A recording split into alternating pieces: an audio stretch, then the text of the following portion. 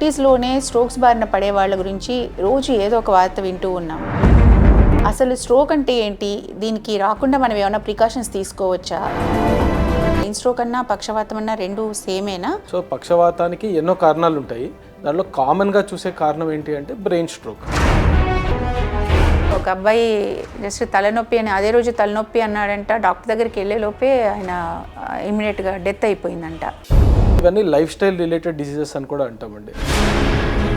పెద్ద పెద్ద రక్తనాళాలు బ్లాక్ అయిపోతాయి, మెయిన్ రక్తనాళాలు. ఈ మధ్యకాలంలో యంగ్స్టర్స్లో స్ట్రోక్స్ చాలా చూస్తూ ఉన్నాం. లైఫ్ స్టైల్ కావచ్చు, నిద్ర లేకపోవడం కావచ్చు, విపరీతమైన స్ట్రెస్ కావచ్చు, బీపీ, డయాబెటీస్ లాంటి ప్రాబ్లం, ఇలా కారణం ఏదైనా సరే 30స్లోనే స్ట్రోక్స్ బారిన పడే వాళ్ళ గురించి రోజు ఏదో ఒక వార్త వింటూ ఉన్నాం. ఈ నేపథ్యంలో అసలు స్ట్రోక్ అంటే ఏంటి, దీనికి రాకుండా మనం ఏమైనా ప్రికాషన్స్ తీసుకోవచ్చా, ఇలాంటి అనేక విషయాల పట్ల అవగాహన పెంచుకునే ప్రయత్నం చేద్దాం. ఇప్పుడు నేను హైదరాబాద్లోని అపోలో హాస్పిటల్లో న్యూరాలజిస్ట్గా వర్క్ చేస్తున్న డాక్టర్ సంతోష్ శ్రీరామ్ సార్తో ఉన్నాను. సార్తో మాట్లాడి వీటి గురించి అవగాహన పెంచుకుందాం. సో నమస్తే సార్. నమస్తే. యాక్చువల్లీ స్ట్రోక్ అని జనరల్గా అందరూ మాట్లాడుతుంటారు. హార్ట్ స్ట్రోక్ అంటారు, బ్రెయిన్ స్ట్రోక్ అంటారు. బేసిక్గా అసలు స్ట్రోక్ అంటే ఏంటి? మన శరీరంలో ప్రతి అవయవానికి అంటే ఆర్గాన్కి బ్లడ్ సప్లై అనేది చాలా ముఖ్యం అండి. బ్లడ్ ద్వారా ఆక్సిజన్, గ్లూకోజ్ ఇంకా పోషక తత్వాలు వెళ్తుంటాయి అవి నార్మల్గా పనిచేయడానికి. సో ఇప్పుడు బ్రెయిన్కి కూడా అలానే బ్లడ్ సప్లై అనేది చాలా అవసరం. బ్రెయిన్కి వెళ్ళే బ్లడ్ సప్లై ఆ రక్తనాళాలు బ్లాక్ అయినా కానీ, లేదా ఆ రక్తనాళాలు చిట్లిపోయి అక్కడ మనకి బ్లడ్ వెళ్ళకపోతే అప్పుడు దాన్ని బ్రెయిన్ స్ట్రోక్ అని అంటామండి. ఓకే, హార్ట్ది అయితేనేమో హార్ట్ స్ట్రోక్ అంటాము, అంతే కదా.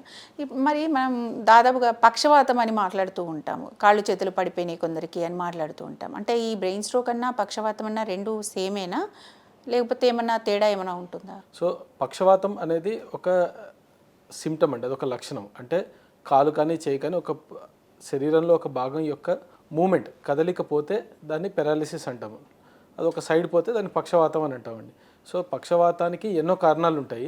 దానిలో కామన్గా చూసే కారణం ఏంటి అంటే బ్రెయిన్ స్ట్రోక్. అచ్చా, పక్షవాతానికి కారణం ఏదైనా ఉండొచ్చు. అంటే బ్రెయిన్లో ఒకవేళ ఈ రక్త సరఫరా తక్కువ అయ్యి వీక్నెస్ వస్తే బ్రెయిన్ స్ట్రోక్ వల్ల వచ్చిన పక్షవాతం అండి. లేదా మనకి బ్రెయిన్ ట్యూమర్ల వల్ల రావచ్చు, బ్రెయిన్లో వేరే కారణాలు ఇన్ఫెక్షన్స్ వల్ల కూడా రావచ్చు. ఒక వీక్నెస్ అనే దాన్ని పెరాలిసిస్ అనేది మనకి ఒక రోగం యొక్క లక్షణం. దాని అండర్లయింగ్ కాజ్ రకరకాలుగా ఉండొచ్చు. కామన్గా చూసేది మనము బ్రెయిన్ స్ట్రోక్ అంటాము, బ్లడ్ సప్లై లోపించడం వల్ల వచ్చేది. మామూలుగా అయితే అంటే ఆఫ్కోర్స్ అన్ని డిసీజెస్ అలాగే అయిపోయాయి సార్. ఇప్పుడు చాలా మందిలో 30స్లో కూడా బ్రెయిన్ స్ట్రోక్ అయింది, పడిపోయారు. అంటే యాక్చువల్లీ మా జర్నలిస్ట్లోనే సార్ ఒక అబ్బాయి జస్ట్ తలనొప్పి అని అదే రోజు తలనొప్పి అన్నాడంట. డాక్టర్ దగ్గరికి వెళ్ళే లోపే ఆయన ఇమ్మీడియట్గా డెత్ అయిపోయిందంట. అంటే తలనొప్పి అని వెళ్తేనే. అంటే అంత చాలా యంగ్స్టర్ ఆయన, 30 కూడా అరౌండ్ 30 ఉంటాయి అంతే. అంటే ఇంత చిన్న ఏజ్లో అలా బ్రెయిన్ స్ట్రోక్ రావడము నిజంగా సాధ్యమా? ఎందుకు ఇలా అవుతుంది అట్లా? గత దశాబ్దంలో మనము యంగ్ పీపుల్ అంటే 50 సంవత్సరాలు కంటే తక్కువలో ఉన్న వాళ్ళలో బ్రెయిన్ స్ట్రోక్స్ ఎక్కువ అవడం చూస్తున్నామండి. దీనికి చాలా కారణాలు ఉన్నాయి. So traditional risk factor, brain స్ట్రోక్కి కొన్ని రిస్క్ ఫ్యాక్టర్స్ అనేవి ఉంటాయి. దాంట్లో ముఖ్యంగా ఏంటి అంటే మనము మాడిఫైబుల్ రిస్క్ ఫ్యాక్టర్స్, అంటే దేన్నైతే కంట్రోల్ చేస్తే మనకి బ్రెయిన్ స్ట్రోక్ రాకుండా ఉంటుందో ఆ రిస్క్ ఫ్యాక్టర్స్ సాధారణంగా హై బ్లడ్ ప్రెషర్, డయాబెటీస్, దాని తర్వాత హై కొలెస్ట్రాల్, స్మోకింగ్ కానీ ఆల్కహాల్, ఇలాంటి హ్యాబిట్స్ అండి.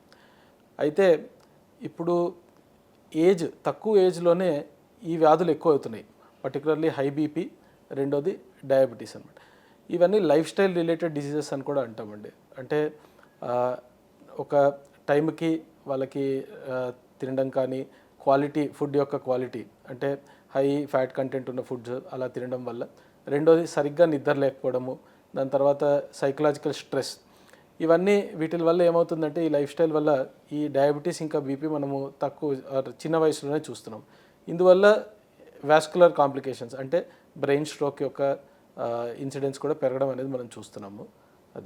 ఇవే కాకుండా యంగ్ పీపుల్లో కొన్ని డిఫరెంట్ కాజెస్ ఉంటాయి. ప్రత్యేకమైన కాజ్ అంటే సబ్స్టెన్స్ అబ్యూస్, అంటే ఇప్పుడు సిగరెట్ స్మోకింగ్, ఆల్కహాలే కాకుండా ఈ డ్రగ్ అబ్యూస్ కానీ ఇలాంటివి కూడా బ్రెయిన్ స్ట్రోక్కి దారితీస్తాయి. రెండోది కొన్ని జెనెటిక్ కాజెస్ ఉంటే కూడా అవి యంగ్ ఏజ్లో బ్రెయిన్ స్ట్రోక్ రావచ్చు అండి. కానీ మామూలుగా ఇప్పుడు ఉన్న ఇన్సిడెంట్స్ మనం ఎక్కువ చూసేది దేనివల్ల అంటే ఈ లైఫ్ స్టైల్ వల్ల వచ్చే ప్రాబ్లమ్స్ వల్ల బ్రెయిన్ స్ట్రోక్ పెరగడం అనేది చూస్తున్నాము. ఇక్కడ ఇంకొక మాట కూడా ఈ మధ్య వినిపిస్తుంది సార్. కోవిడ్ తర్వాత బ్రెయిన్ స్ట్రోక్స్, హార్ట్ స్ట్రోక్స్ 2 కూడా పెరిగినాయి అనేది ఒకటి. కోవిడ్ వ్యాక్సిన్ వేయించుకున్న వాళ్ళకి ఇది బ్రెయిన్ స్ట్రోక్ పెరిగింది అనేది, దీంట్లో ఎంతవరకు వాస్తవం ఉంది? కోవిడ్లో చాలాసార్లు మనము బ్రెయిన్ స్ట్రోక్ చూసామండి. అది కొన్నిసార్లు కోవిడ్ వల్ల, కొన్నిసార్లు కోవిడ్ యొక్క రిస్క్ ఫ్యాక్టర్ వల్ల కూడా అవుతుంది. కోవిడ్ వ్యాక్సిన్ వల్ల బ్రెయిన్ స్ట్రోక్స్ పెరిగాయి అనేది దానికి సరైన ఎవిడెన్స్ ఇంకా లేదు మన దగ్గర. ఓకే, కానీ కోవిడ్ వల్ల ఇన్ఫ్లమేషన్ అంటే రక్తనాళాల్లో వాపు వచ్చి వాటి వల్ల బ్లాక్ ఏర్పడడం అనేది చాలా కేసెస్లో చూసాము. అంటే సార్ ఈ సైటోకైన్ స్టార్మ్ అనేది వచ్చి దానివల్ల వాపు ఇన్ఫ్లమేషన్ అనేది ఏంటంటే రక్తనాళంలో దాని బ్లడ్ వెజిల్ యొక్క వాల్ అంటే రక్తనాళం యొక్క గోడ చాలా స్మూత్గా ఉండాలి, బ్లడ్ స్మూత్గా వెళ్ళేటట్టు. దాంట్లో ఒకవేళ ఏదన్నా డ్యామేజ్ అయితే మెల్లగా ఏమవుతుంది అంటే అక్కడ కొలెస్ట్రాల్, కాల్షియం చేరడం స్టార్ట్ అవుతుంది. చేరి అక్కడ బ్లడ్ క్లాట్ అవుతుంది. క్లాట్ అయిన వెంటనే బ్లాక్ ఏర్పడి సడన్గా బ్రెయిన్ స్ట్రోక్ రావడం అనేది జరుగుతుంది. ఇప్పుడు బ్రెయిన్ స్ట్రోక్ రాబోతుంది అని, ఇప్పుడు హార్ట్ పెయిన్, గుండెపోటు వస్తే కనుక ఇట్లా చెయ్యి లాగుతుంది ఇవన్నీ చెప్తాం కదా సార్. అట్లా స్ట్రోక్ వచ్చే ముందు కూడా ఏమన్నా వార్నింగ్ సిగ్నల్స్ ఇస్తుందా? స్ట్రోక్ అనేది చాలా సడన్ ఈవెంట్ అండి. వార్నింగ్ సిగ్నల్ కంటే ఇక్కడ ఏంటంటే మీరు వార్నింగ్ స్ట్రోక్ అని అంటాము, లేదా దాన్ని మైనర్ స్ట్రోక్ అంటారు కొంతమంది వాడుక భాషలో. టెక్నికల్గా దాన్ని TIA అంటాం, ట్రాన్సియంట్ ఇస్కెమిక్ అటాక్ అని. సో ఇందులో ఏమవుతుంది అంటే మెదడుకి సేమ్ స్ట్రోక్ లక్షణాలే వస్తాయి. మెదడుకి వెళ్ళే మెదడులో ఒక భాగానికి రక్త సరఫరా తగ్గుతుంది లేదా బ్లాక్ అవుతుంది. దాని తర్వాత ఆటోమేటిక్గా ఆ లక్షణాలు తగ్గిపోతాయి. మళ్ళీ సాధారణంగా గంట లోపల తగ్గిపోతాయి, బట్ 24 గంటల దాకా కూడా కొంతమందిలో ఉండొచ్చు. వీళ్ళలో MRI స్కాన్, CT స్కాన్ ఏమైనా తీపిస్తే అవి నార్మల్గా ఉంటాయి. అంటే ఏంటంటే వీళ్ళకి ఒక స్ట్రోక్ వచ్చి ఆటోమేటిక్గా తగ్గిపోయింది అనమాట.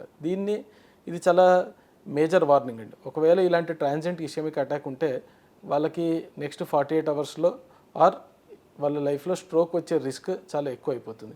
ఇలాంటిది మనం తొందరగా గుర్తించగలిగితే ఈ లక్షణాలు, అరే ఈ స్ట్రోక్ లక్షణాలు వచ్చి తగ్గిపోయాయి అని చెప్పి, అప్పుడు వాళ్ళని మనం ట్రీట్ చేస్తే మేజర్ స్ట్రోక్స్ ప్రివెంట్ చేయొచ్చు. మామూలుగా ఎలాంటి లక్షణాలు ఉంటాయి సార్ మేజర్ స్ట్రోక్ అయినా కూడా? అంటే ఇవి పర్టికులర్గా వీటిని మనం కన్సిడరేషన్లోకి తీసుకోవాలి అనుకునేవి ఏముంటాయి సిమ్టమ్స్? సో స్ట్రోక్ని గుర్తించుకోవడానికి బెస్ట్ ఒక నిమోనిక్ అనొచ్చండి.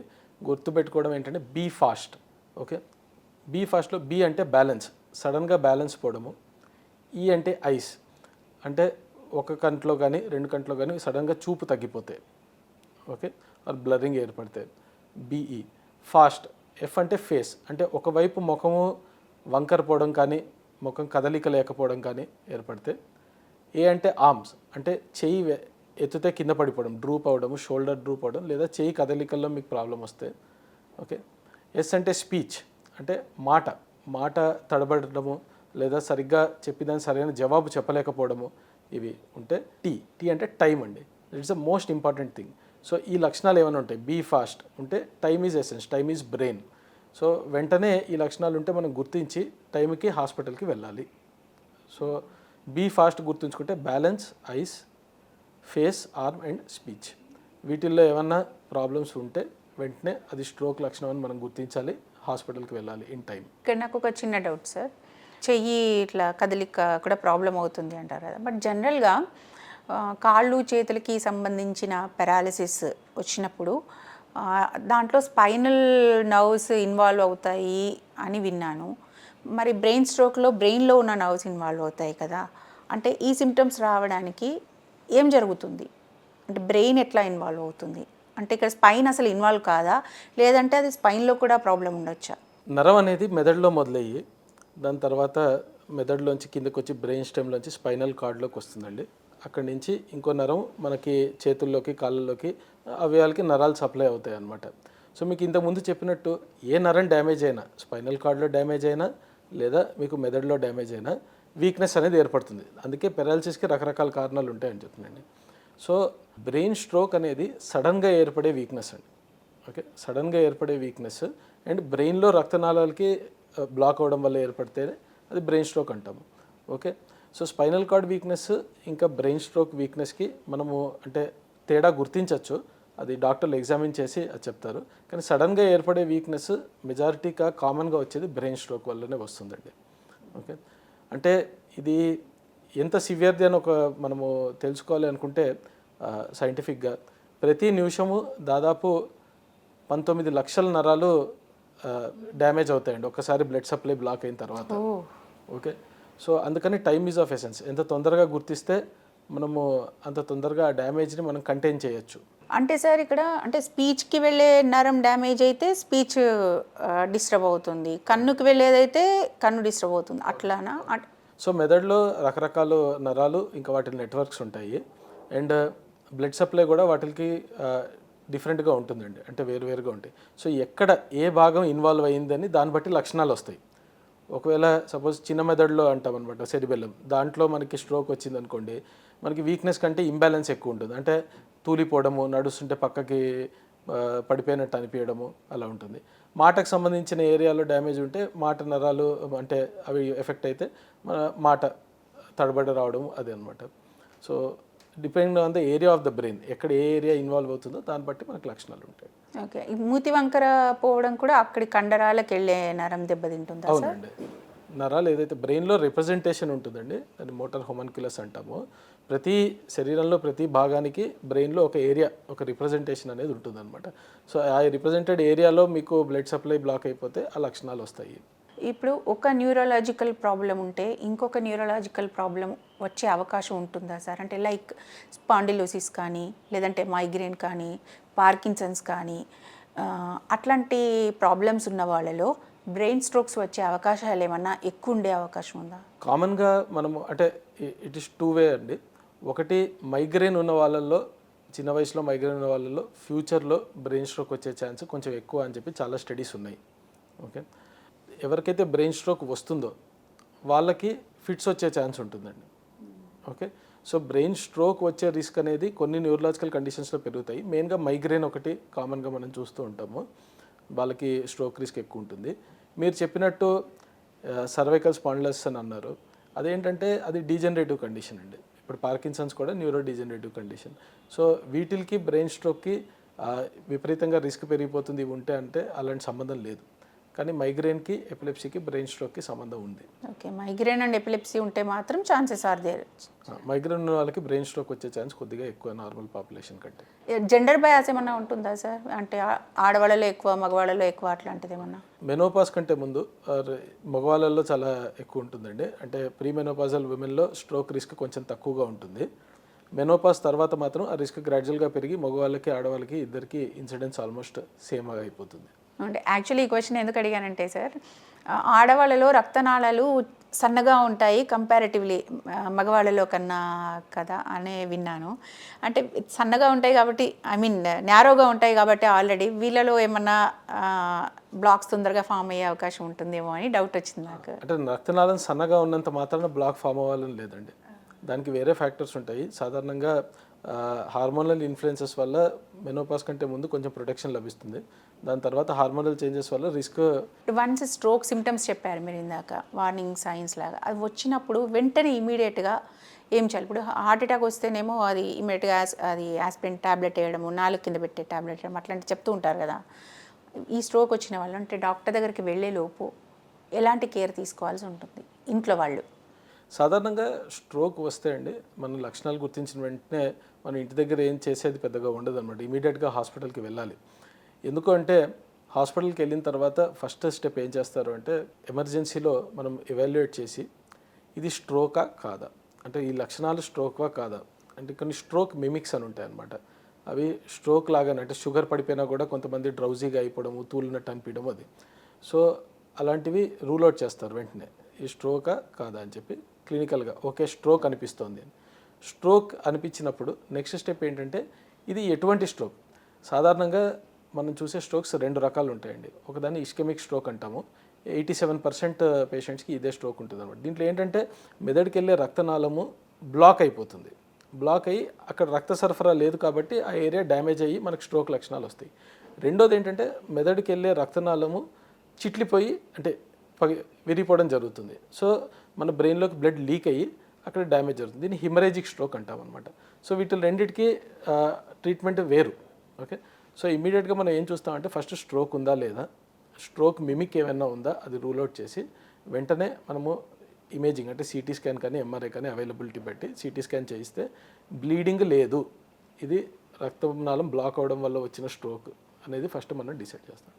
ఇది డిసైడ్ చేసిన వెంటనే ఏం చేస్తారంటే నెక్స్ట్ ఒక పేషెంట్కి ఎలిజిబిలిటీ అంటే క్యాండిడేట్కి మనము రక్తం పలచబడే ఇంజెక్షన్ ఇవ్వగలుగుతామా లేదా, ఆ క్లాట్ బస్టింగ్ ఇంజెక్షన్ అని వాడుక భాషలో చాలామంది అంటారు అనమాట, థ్రాంబోలైసిస్ అంటారు ఈ ప్రక్రియని. సో ఇది ఇచ్చేటప్పుడు ఏంటంటే మోస్ట్ ఇంపార్టెంట్ మీకు ఇందాక చెప్పింది టైం అండి. ఇంకోటి window period are golden time అని అంటారు. ఇది 4.5 hours. ఇప్పుడు ఇంతకుముందు 3 hours ఉండేది, దాన్ని ఎక్స్టెండ్ చేసి 4.5 చేశారు. రీసెంట్గా కొన్ని స్పెషల్ కేసెస్లో అప్ టు 9 hours కూడా చేసే ఎలిజిబిలిటీ ఉంటుంది, కానీ జనరల్గా 4.5 hours. సో ఈ 4.5 hours ఎలిజిబుల్ క్యాండిడేట్స్కి మనం ఆ క్లాట్ బస్టింగ్ ఇంజెక్షన్ ఇస్తే ఆ బ్లాక్ అనేది ఓపెన్ అయ్యి మళ్ళీ బ్లడ్ సప్లై రెస్టోర్ అయ్యే ఛాన్స్ ఉంటుందండి. ఆ ఛాన్స్ ఉంటే వాళ్ళకి రికవరీ అనేది చాలా బాగా ఉంటుంది. అంటే పూర్తిగా కాలు చేయి మూమెంట్ లేని వాళ్ళకి కూడా ఎన్నోసార్లు మనం ఇంజెక్షన్ ఇస్తే ఇమీడియట్గా కొంతమందికి డిలేడ్గా మూమెంట్ అనేది రికవరీ అనేది వస్తుంది. ఓకే, సో అందుకని దీంట్లో టైమ్ ఈజ్ ఆఫ్ ఎసెన్స్. ఎంత లేట్ చేస్తే అంత ఆ డ్రగ్ యొక్క ఎఫెక్ట్ తగ్గిపోతుంది. ఇక్కడ థ్రాంబోలైటిక్ ఇంజెక్షన్సే కాకుండా స్టెంటింగ్ కూడా వేసే అవకాశం ఉందా సార్? ఇప్పుడు హార్ట్లో అయితే యాంజియోప్లాస్టీ చేస్తారు కదా, అక్కడ స్టెంట్ లాగా ఇక్కడ వేస్తారా స్టెంట్? సో ఇప్పుడు మీకు చెప్పాను కదండి, ఈ రక్తనాళం బ్లాక్ అయిపోతే ఇస్కెమిక్ స్ట్రోక్ అంటారు కదా. సో అందులో లార్జ్ వెజిల్ ఆక్లూజన్ అంటాం అనమాట. అంటే దీంట్లో ఏంటంటే పెద్ద పెద్ద రక్తనాళాలు బ్లాక్ అయిపోతాయి, మెయిన్ రక్తనాళాలు. సో ఇవి బ్లాక్ అయినప్పుడు ఏంటి అంటే మనము ఒకటి థ్రాంబోలైసిస్ విండో పీరియడ్లో ఉంటే, రెండోది ఏంటంటే వీటిల్లో మనము ఒక థ్రాంబెక్టమీ అంటారు దాన్ని, వైర్ పాస్ చేసి ఆ క్లాట్ని మనం తీయడం అనేది చేయడానికి అవకాశం ఉంటుందండి లార్జ్ వెజిల్ ఆక్లూజన్లో. కానీ దానికి కూడా టైం విండో అనేది చాలా ఇంపార్టెంట్. ఈ హెమరేజిక్ స్ట్రోక్ కనుక వచ్చి ఉంటే మొత్తం బయటకు వచ్చేస్తుంది కదా సార్, అంటే ఇంటర్నల్ బ్లీడ్ అవ్వదా? అది చాలా డేంజరస్ అవ్వదా? దానికి ఎట్లాంటి చర్యలు తీసుకుంటారు మీరు? సో హెమరేజిక్ స్ట్రోక్ అనేది మీకు చెప్పినట్టు రక్తనాళం చిట్లిపోయి బ్లడ్ బయటకు రావడం అండి. ఓకే, సో ఇందులో ఏమవుతుంది అంటే ఆ బ్లడ్ ఏదైతే బయటకు వస్తుందో అది చుట్టుపక్కల ఉన్న నరాల మీద ఒత్తిడి తెచ్చి ఆ ప్రెషర్ వల్ల కొంచెం డ్యామేజ్ ఉంటుంది. రెండోది అక్కడ బ్లీడింగ్ అవడం వల్ల లోకల్గా వాపు వస్తుంది, ఆ వాపు వల్ల డ్యామేజ్ ఉంటుందండి. సాధారణంగా high BP or uncontrolled BP ఉన్న వాళ్ళకి మనము ఎక్కువగా హెమరేజిక్ స్ట్రోక్స్ చూస్తూ ఉంటాము. అలా కాకుండా కొంతమంది పర్టికులర్లీ యంగర్ ఏజ్ పాపులేషన్లో ఏంటంటే వాస్కులర్ మాల్ఫార్మేషన్స్ అంటామన్నమాట. అంటే అక్కడ రక్తనాళాలు కొంచెం పల్చగా ఉండడము లేదా వేరే ఆకారంలో ఉండడం వల్ల అవి బ్లీడింగ్ అవుతుంది. సో హెమరేజిక్ స్ట్రోక్ వస్తే దాంట్లో మనము ముఖ్యంగా చేసేది ఏంటి అంటే ఫస్ట్ ఇమీడియట్గా పేషెంట్ యొక్క ఎయిర్వే అంటే గాలి పీల్చుకోగలుగుతున్నారు, స్ప్రోలో ఉన్నాడా లేదా గాలి పీల్చుకోలేకపోతే ఆయనకి మనం ఏమన్నా బయట నుంచి సపోర్ట్ అందించాలా, అదొకటి. రెండోది ఇమీడియట్గా బీపీ తగ్గించడం అనేది చేస్తాము. ఒకవేళ రక్తం పలచబడే మందులు ఇంతకుముందు వాడుతున్నారు, దానివల్ల బ్లీడింగ్ అయితే ఆ మందుల యొక్క ఎఫెక్ట్ మనం రివర్స్ చేయగలుగుతామా అని చెప్పి దానికి సంబంధించిన ట్రీట్మెంట్ ఇస్తామండి. బాగా పెద్ద బ్లీడింగ్ ఉంటే సర్జరీ కూడా అవసరం పడుతుంది ప్రెషర్ తగ్గించడానికి ఇమీడియట్గా. సో బీపీ ఉన్న వాళ్ళలో అయితే కనుక ఓకే, ప్రెషర్ వల్ల రక్తనాళం చిట్లే అవకాశం ఉంది అని అన్నారు కదా. అలా కాకుండా డయాబెటీస్ ఉన్న వాళ్ళలో అయితే అంటే ఆ షుగర్ అనేది ఎక్కువ ఇంపాక్ట్ చూపిస్తుందా? అంటే how it causes to stroke diabetes? High BP కానీ డయాబెటీస్ కానీ అండి, ఓకే, మన రక్తనాళం యొక్క గోడ వాల్ ఏదైతే ఉంటుందో లోపల ఇంటర్నల్ వాల్, ఓకే, ఇంటిమా అంటాము, దాన్ని హై బీపీ వల్ల లేదా డయాబెటీస్ వల్ల అది డ్యామేజ్ అవుతుంది. డ్యామేజ్ ఇనీషియల్గా అది రఫ్గా అయిపోవడం జరుగుతుంది. దాని తర్వాత అక్కడ కొలెస్ట్రాల్ ఇంకా కాల్షియం చేరి అథెరోస్క్లెరోటిక్ ప్లాక్ అంటాం అనమాట, అవి చేరుతాయి. ఈ ప్లాక్స్ ఏంటి అంటే ఎక్కడన్నా rough surface or smooth surface లేనప్పుడు మన శరీరంలో ఉన్న రక్తనాళాల్లో ప్లేట్లెట్స్ అని ఉంటాయి, రక్త కణాలు, అవి అక్కడికి వెళ్ళి అవి అతుక్కోవడం స్టార్ట్ అవుతుందండి. So that is the substrate for clot అనమాట. ఏంటంటే డయాబెటీస్ కానీ బీపీ కానీ మెల్లగా రక్తనాళాలని డ్యామేజ్ చేస్తుంది. సడన్గా ఒకరోజు ఏమవుతుంది అంటే ఆ డ్యామేజ్ అయిన రక్తనాళాల మీద క్లాట్ ఏర్పడడం స్టార్ట్ అవుతుంది. ఆ ఏర్పడడం స్టార్ట్ అయితే అదొక చైన్ రియాక్షన్ లాగా ఇమీడియట్గా ఫ్యూ సెకండ్స్లో క్లాట్ ఫార్మ్ అయిపోతుంది. అందుకని ఎన్నో సంవత్సరాల నుంచి డయాబెటీస్ బీపీ ఉన్న స్ట్రోక్ అనేది సడన్గానే వస్తుంది. కానీ ఆ డయాబెటీస్ బీపీ కంట్రోల్లో పెట్టుకోవడం అనేది చాలా ఇంపార్టెంట్ టు ప్రివెంట్ రికరెన్స్ అనమాట. ఎందుకంటే లాంగ్ టర్మ్లో డయాబెటీస్ రక్తనాళాలను డ్యామేజ్ చేస్తుంది. డ్యామేజ్ అయిన రక్తనాళాల్లో సడన్గా క్లాట్ ఫామ్ అవుతుంది. స్ట్రెస్ అనేది ఇప్పుడు లేని వాళ్ళు ఎవరిని అడిగినా స్ట్రెస్ అనే అంటారు. స్ట్రెస్ లేకుండా ఎవరు లేరు. ఈ స్ట్రెస్ అనేది బ్రెయిన్ స్ట్రోక్కి ఎట్లా కాజ్ అవుతుంది? అంటే స్ట్రెస్ ఉండేది బ్రెయిన్లోనే, స్ట్రోక్ వచ్చేది బ్రెయిన్లోనే కదా, ఇది ఎట్లా దానికి రిలేట్ అవుతుంది చెప్తారా? ఇంతకుముందు మనం మాట్లాడుకున్న ఏదైతే రక్తనాళాలు డ్యామేజ్ అవ్వడం అనేది కదండి, సో దాన్ని అథెరోస్క్లెరోసిస్ అంటాము. సో స్ట్రెస్ ఎక్కువగా ఉంటే, స్ట్రెస్ అనేది ఒక లిమిటెడ్ టైం పీరియడ్కి అది మంచిదండి. అంటే మన ఎఫిషియన్సీని పెంచుతుంది. సపోజ్ ఇప్పుడు మనం ఏదన్నా జంతువుని చూస్తే సడన్గా మనం లేచి పరిగెట్టాలి అంటే మనకి ఆ కార్టిసాల్ అనే ఒక హార్మోన్, అడ్రినలిన్ రిలీజ్ అవుతాయి. అవి మనకి ఆ ఎనర్జీ ఏదైతే ఉంటుందో ఆ మూమెంట్కి బాగా పెంచుతాయి. పాజిటివ్ స్ట్రెస్ అది కానీ కాన్స్టెంట్గా అదే స్ట్రెస్లో ఉండి, అంటే స్లీప్ డిప్రైవేషన్ కానీ కాన్స్టెంట్గా ఈ హార్మోన్ లెవెల్స్ ఎలివేటెడ్గా ఉండి, ఇవేంటంటే they cause the same changes in the blood vessel. ఈ డయాబెటీస్ కానీ బీపీ కానీ చేసే ఏదైతే చేంజెస్ ఉంటాయో కాన్స్టెంట్గా స్ట్రెస్లో ఉంటే ఈ హార్మోన్ లెవెల్స్ ఎలివేట్ అయిపోయి ఆ రక్తనాళాలు సిమిలర్గా డ్యామేజ్ అవుతాయి. అందుకని స్ట్రెస్ ఉన్న వాళ్ళకి ఈ హార్ట్ అటాక్ కానీ బ్రెయిన్ స్ట్రోక్ కానీ వచ్చే ఛాన్స్ ఎక్కువ అవుతుంది. దీంతోపాటు స్ట్రెస్ హై బీపీకి కూడా కారకం అండి. స్ట్రెస్ ఉన్న వాళ్ళకి బీపీ ఎక్కువ ఉండడం అనేది చాలా అసోసియేషన్ గట్టిగా ఉంటుంది. సో వాళ్ళకి హై బీపీ వల్ల మళ్ళీ దానివల్ల అడిషనల్ డ్యామేజ్ జరుగుతుంది. న్యూరాన్స్ వన్స్ డ్యామేజ్ అయినాయి అంటే ఇంకా మళ్ళీ బాగుపడడం కష్టం అని అంటారు కదా సార్. మరి పక్షవాతం వచ్చిన వాళ్ళకి, అంటే ఐ మీన్ బ్రెయిన్ స్ట్రోక్ వల్ల పక్షవాతం వచ్చిన వాళ్ళకి డ్యామేజ్ అయిన న్యూరాన్స్ ఏవైతే ఉన్నాయో అవి రెట్రివ్ అయ్యే అవకాశం ఉందా? అంటే వాళ్ళు మళ్ళీ క్యూర్ అయ్యే అవకాశం ఏమైనా ఉందా, లేకపోతే వన్స్ డ్యామేజ్ ఈజ్ డ్యామేజా? సో దీంట్లో 2 ఆస్పెక్ట్స్ అండి, 2 విషయాలు. ఒకటి, డ్యామేజ్ అయిన వెంటనే, అంటే ఎందుకంటే మళ్ళీ that is the most important point అనమాట. ఇప్పుడు రక్త సరఫరా సడన్గా ఆగిపోయింది. ఒక ఏరియాకి ఆగిపోయినప్పుడు ఆ ఏరియాలో మధ్యలో భాగం ఏదైతే ఉందో అన్నిటికంటే దూరం ఉన్న భాగము అది సివియర్గా డ్యామేజ్ అవుతుంది. దాన్ని మనం కోర్ అని అంటాం అనమాట. దాని చుట్టుపక్కల ఉన్న ఏరియా ఏంటంటే అది డ్యామేజ్ అయింది కానీ దాని రక్త సరఫరా మరీ తగ్గిపోలేదు. అంటే అది డ్యామేజ్ అయింది కానీ మనం రక్త సరఫరా మళ్ళీ దానికి రీఎస్టాబ్లిష్ చేస్తే ఆ నరాలు ఏవైతే ఉంటాయో అవి రికవర్ అయ్యే ఛాన్స్ చాలా ఎక్కువగా ఉంటుంది. దీన్ని పెనంబ్రా అంటాము. సో ఎంత డిలే చేస్తే ఏమవుతుందంటే ఈ కోర్ పెరుగుతూ పోతుంది, పెనంబ్రా తగ్గుతూ పోతుందండి. సో డ్యామేజ్ అనేది పర్మనెంట్ అయిపోతూ ఉంటుంది అనమాట, అంటే ఎక్కువ అయిపోతూ ఉంటుంది. ఓకే, అది ఫస్ట్ పాయింట్. అందుకనే టైంకి మనము ఆ క్లాట్ బస్టింగ్ ఇంజెక్షన్ ఇచ్చి బ్లడ్ సప్లై రెస్టోర్ చేస్తే ఎంత ఎక్కువ బ్రెయిన్ ఏరియాని కాపాడగలిగితే అంత రికవరీ బెటర్గా ఉంటుంది. ఇది ఫస్ట్ పాయింట్. సరే, మనము ఇంజెక్షన్ ఇవ్వలేకపోయాము, పేషెంట్ 1 డే తర్వాత 3 డేస్ తర్వాత వాళ్ళు గమనించారు స్ట్రోక్ ఉందని చెప్పి, ఆల్రెడీ పక్షవాతం వచ్చేసింది. అప్పుడు ఏం చేయాలి అంటే, అప్పుడు కూడా న్యూరోనల్ ప్లాస్టిసిటీ అని ఉంటుందండి. అంటే ఆ డ్యామేజ్ అయిపోయిన ఏరియా పర్మనెంట్గా అలానే డ్యామేజ్ ఉండదు, డిపెండ్స్ ఆన్ ద సివియారిటీ అనమాట. మైనర్ స్ట్రోక్స్ వచ్చిన వాళ్ళకి ఏంటంటే అక్కడ మళ్ళీ నరాలు రికవర్ అవ్వడము లేదా చుట్టుపక్కల ఉన్న నరాలు దాని పనిని తీసుకోవడం అనేది జరుగుతుంది న్యూరోప్లాస్టిసిటీతో. అప్పుడు వాళ్ళకి రికవరీ అనేది ఏర్పడుతుంది. కానీ దీనికి ఏంటంటే ఆ డ్యామేజ్ పెరగకుండా మనము మందులు ఇవ్వడం జరుగుతుంది. రెండోది ఫిజియోథెరపీ అండ్ రీహాబిలిటేషన్ చాలా హెల్ప్ చేస్తుందండి. అవి చేస్తే వాళ్ళకి రికవరీ అనేది ఉంటుంది. ఒకసారి అరే టైం విండో అయిపోయింది ఏం చేయలేమంటే అలా ఏం లేదు, దాని తర్వాత కూడా దే హ్యావ్ రికవరీ అండి. అంటే